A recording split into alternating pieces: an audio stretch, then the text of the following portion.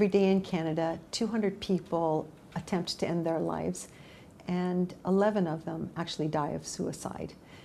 Shockingly, in teenagers and young adults, suicide is the second most common cause of death.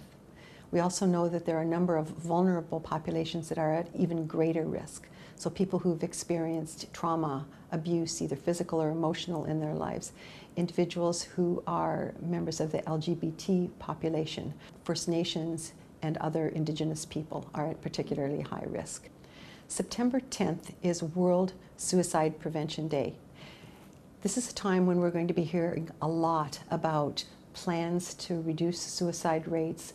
When we think of an initiative that's framed as a suicide strategy, it seems a little incorrect to me.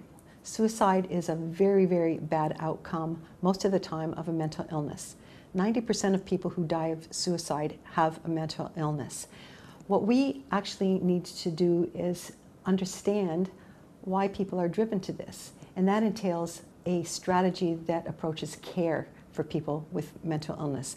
Number one, we need to address the problem of access to good mental health care.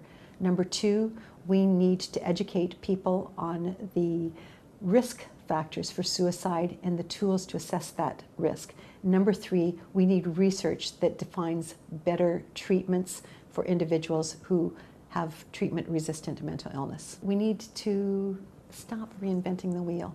I believe that there are interventions that we already know work, and we need to take action now.